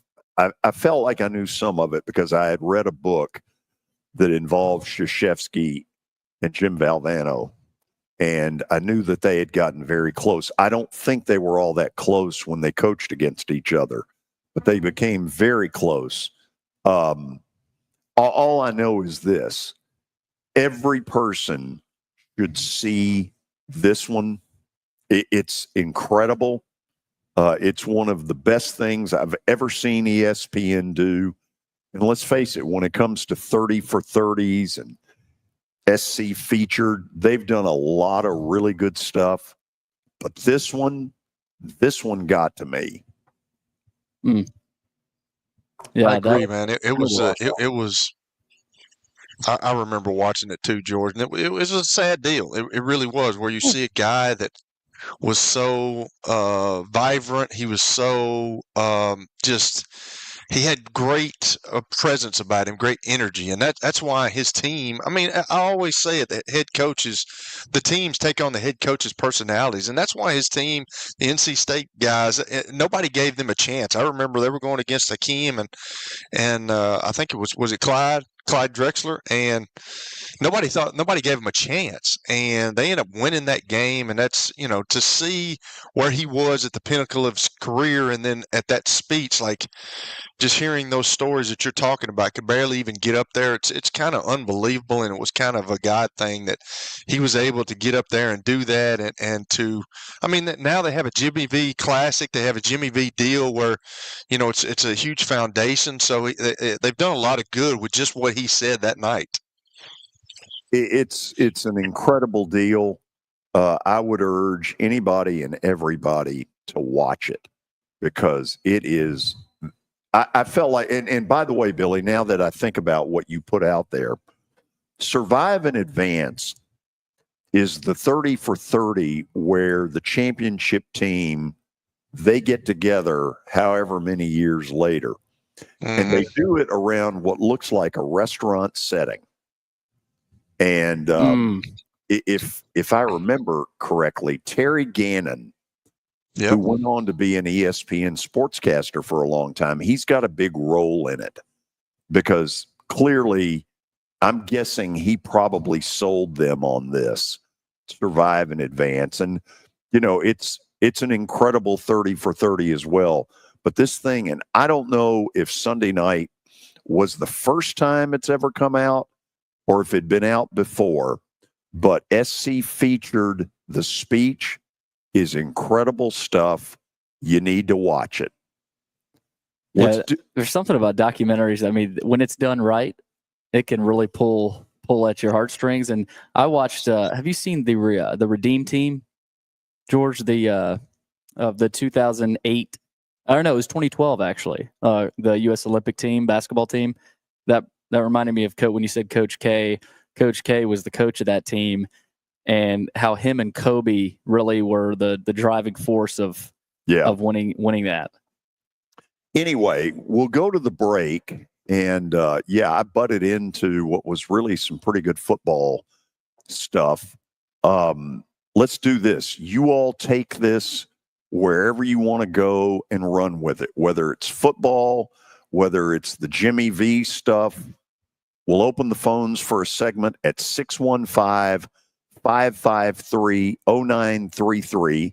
Again, 615-553-0933. And how do they get you otherwise? Chat room's open, YouTube, Twitter, Facebook, however you'd like to reach us. We got a lot so far. We need more. So just swipe up on your phone or look to the right of the screen if you're watching that way. Okay. We'll take some of your phone calls next. This is 94.9, The Fan. When I got my first car, my dad told me, keep the gas tank full and my number on speed dial. Now parents are telling their kids, save 615-242-9000 just in case. I'm Blair Durham. If you or someone you love is in a wreck, call us. We're here to get you the money you deserve. This is my buddy Stan Harrison from Apple Collision Centers. Recently, you've been talking to me about companies that have a fleet of trucks and they're always in need of repairs. That's right, George. We understand that nobody likes to deal with the auto body repair process.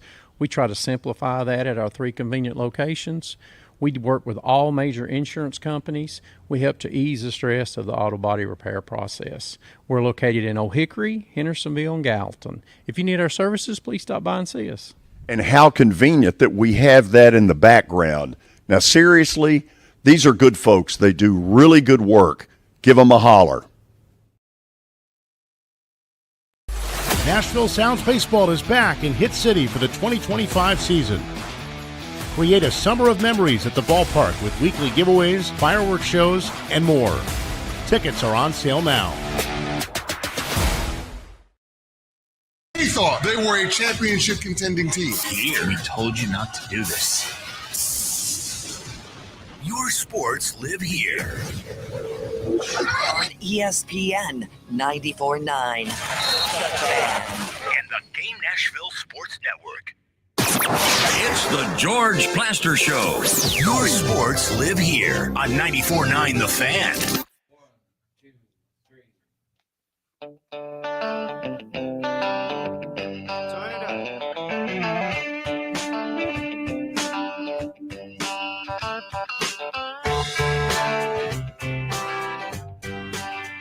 Sweet Home Alabama is. We welcome all of you back. It looks like it's going to rain again. Y'all notice that? Shocker. Really, that's one of my lines. You cannot use it. I'm going to start charging you. Well, I'll be rich then. Let's take a few phone calls. Let's start with Dave in Nashville. Dave, welcome into 94.9 The Fan. Thank you, Mr. Plaster. The Atlanta Braves played 4 World Series in the 1990s. Mm-hmm. How many players off of those 4 teams are in the Hall of Fame? Actually, they played 5 World Series in the 90s. Okay. All right. I'm sorry. 5. No, that's okay. Okay, let's think about that for a second. Smoltz is in. Greg Maddux is in. Tommy Glavine is in. Chipper is in. Bobby Cox is in. Gosh, am I missing? Andrew Jones is close, but no cigar yet. Am I missing anybody? The Crime Dog? Fred McGriff. Thank you. Crime Dog. McGriff, yeah. Crime Dog is in, and he was, would he have been the most recent one? Yeah. That's a lot of talent. Yeah. Those were All some right, pretty thanks, good man. times. Appreciate Yeah. Thank you. How many did we count there? Including Bobby Cox, was it 6? Yeah, I think six or seven. I think with Fred McGriff it was 7, was it not? Wow. Yeah. Who's the best out of those? Well, I mean, you got different positions. Or maybe most important. Well, most important, I don't know. It depends on what you define as important, but you've got 2 different 300-game winners, one of whom ended up way up on the list at over 350 in Greg Maddux. Glavine, I believe, ended at 305. Smoltz, a 24-game winner and a Cy Young Award winner one year. And then, if you remember, they moved him to the bullpen, and for a while, he was a lights-out closer. He had a little bit of a Dennis Eckersley kind of career with a lot better numbers. So, a lot of stuff there. That pitching is just ridiculous. Yeah. Where is it now? Jeff in Murfreesboro, you're next up. How's it going, George? Y'all talking about the rain. Nashville's had about 33 to 30 inches so far this year. Well, as of June, I don't know about other middle of June, but 9 inches above normal. So, just, I guess, deal with it, it's part of it. So, but, it's part of the deal. So, I mean, sometimes we have dry, sometimes we have wet. But no, y'all were talking about the Jimmy V stuff and I mean, I feel for Jimmy V. It's kind of ironic that he passed of cancer, and so did Kay Gow, the women's coach there, passed of it too. It's kind of ironic. It's bad. I know it's horrible, both of them, but it's kind of ironic that they both. I don't know. She has a foundation. I know they have one for. I can't remember what it is now. They do games every year for Summit. I'm not sure if they do one for her. I don't know if they do or not. But I know they have different foundations and things. And I know they're going to start this year or next year. They're going to have a Dickie V thing tournament or something. I forget where that's at, because I know they're going from 31 to 32 games in the regular season, and Mark Pope wants 40, because that'll never happen. That won't ever. You can forget that. That won't happen. 40. Why does he want 40?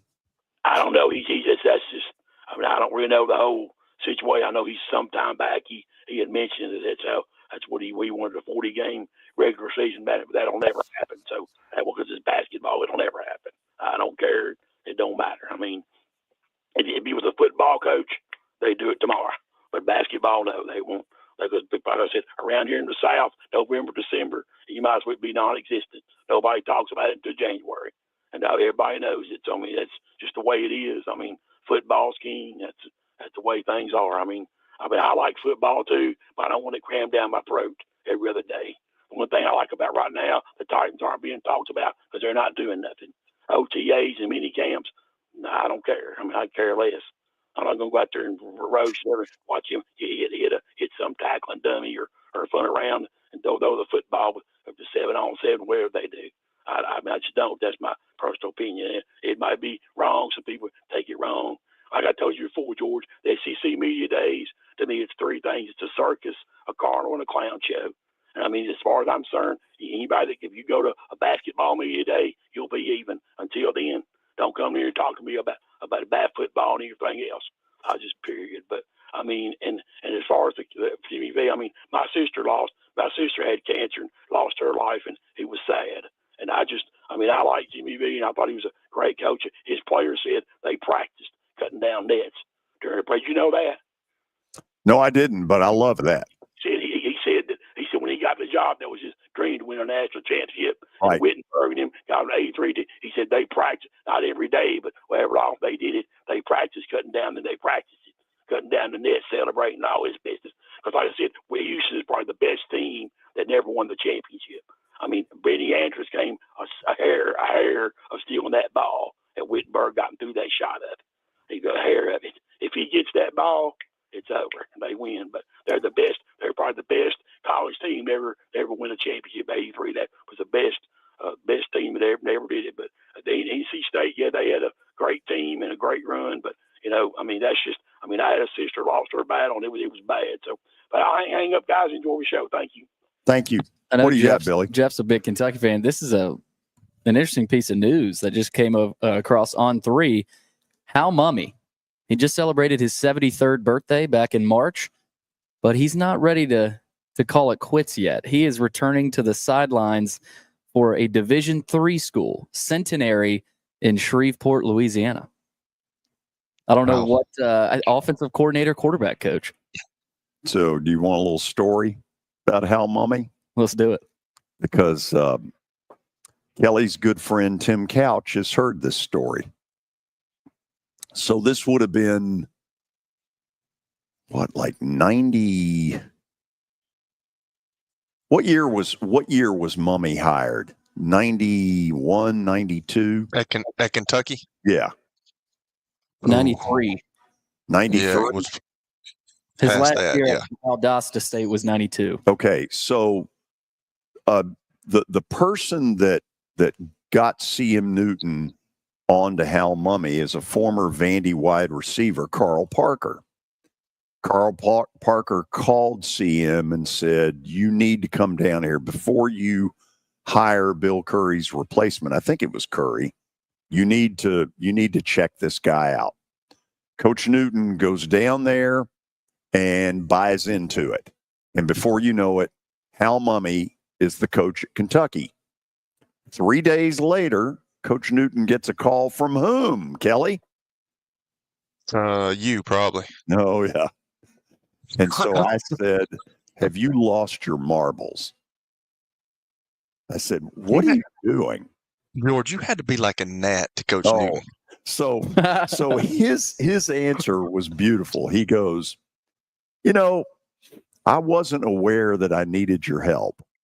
He said, "But I know now that I know it's out there, I want you to stay by the phone at all hours of the day. And so if I need you, you'll always be there." And so I said, fine. Let's see how this plays out. And of course, in the opening year, Hal Mummy was this instant success. I'll tell the rest of the story later. Let me get to Jim on line 3. Jim, I got about a minute and a half. Do your best. One thing first. When is Billy Derrick, our boy Billy Derrick, going to get a raise? Don't answer that quite yet. 2, at the trade deadline, what do the Braves do? Farm system isn't great right now. Things aren't looking too great. 11 games back right now. What do you do with Chris Sale? Got another year left on his contract, I think. If you are the owner of the Braves or the general manager, what do you do at the deadline? You're trading Marcell Ozuna, you're trading Raisel Iglesias, and you're trading Pierce Johnson. Sale is probably untradeable simply because he's hurt. Now, could you get a haul if he was healthy? Could you get a haul for Chris Sale? Yeah. Absolutely. And it's a shame. Well, first of all, there's a part of me happy. I love Chris Sale. I hope he stays there. But this is going to be a really active trade deadline for them. I wouldn't rule out that they trade Sean Murphy because Drake Baldwin appears to me to be plenty ready to take it over. I'd be interested to see who they get. Well, it's likely to be prospect types. Their farm system is not very good right now, but that's to be expected because all of the what the farm system yielded is in Atlanta. And for a while, what it yielded was terrific. Anyway, go ahead, Jim. Give me one more thing. George, my second question, I already asked it before. When is our boy Mr. Derrick going to get a raise? I'm hearing he's not making a lot of money. Mm-hmm. You know, times are tough out here. Right. The rent's going up, wages are staying stacked. Yeah. Our boy Mr. Derrick going to get a raise. I did not tell him to say this. Yeah, That's I think Who are you getting your info from there, Big Jim? Hey, sources. Sources close to the situation. Sources, yeah. It's always them. Who's them or they? We don't know. Here's I'll the tell better you what, question. there's a lot of Derricks out there. There's like 30 of them. There's a lot of them. Yeah, they're a bunch of damn breeding machines is what they are. Hey, That they are. Thank you for the call. They all Nashville. Thank you, George. We'll go to the break on that. Plaster Bet of the Day with recent successes is coming up next. Can't watch the race? We got you. I can't believe it. NASCAR lives on the Game Nashville Sports Network. Whether it's 102.5 The Game, 94.9 The Fan, or Sports Talk 830, you can hear it all. Just check theGameNashville.com for the full schedule. NASCAR lives here. Your sports live here on the Game Nashville Sports Network.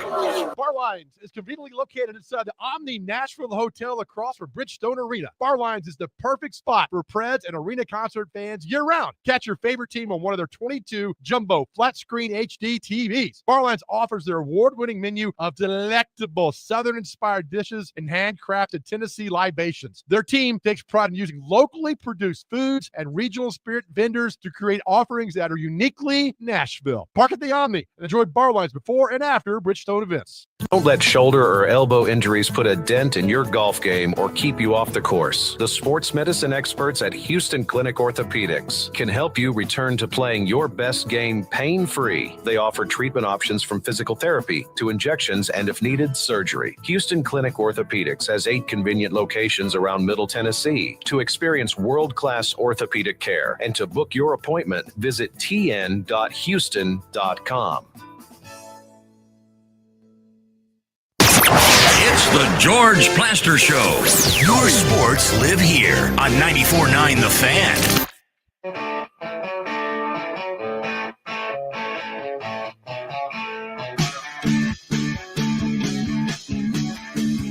Final segment on a Wednesday. Time now for Bet of the Day, brought to you by Bart Durham Injury Law. We take a look at last night's results. It was a better night. Got a couple of wins with the Mets and the Jays. Yeah, don't act like, I have to impress you with a better night. You got to impress Kelly. Kelly, what was that about? When it really boils down to it, Billy and George, this falls under the category of I don't care. How do you really feel? Yes, exactly. Well, listen closely because I'm about to make you some money. All okay. right. Item number 1 is the Astros at home against Cleveland. Cleveland won last night, and Houston, up until Cleveland, had been playing really good baseball, swept the Dodgers at Chavez Ravine in L.A. Houston tonight bounces back at home and beats the Guardians. Or are they the Indians? And if they're not, why aren't they? For me, they're the Indians, correct? They'll always be the Indians. Yeah. Just watch Major League. You don't hear anything about Guardians. That's right. Okay, the next one is good old Tejas, the Texas Rangers. The Fighting Chuck Morgans. Yes, and tonight, this is Kumar Rocker pitching for the Rangers. Kyle Hendricks on the mound for L.A. We're taking the Strangers. Kelly, we're going 2-0 tonight. You think so? Get on the train, baby. Oh, gosh. Save it, George. What Good category luck as usual. Thanks a lot. Tomorrow, Danny Evans will appear on this show. We got a lot to talk to him about. Hope all of you will check out that Jim Valvano thing that I brought up earlier. See you tomorrow. So long.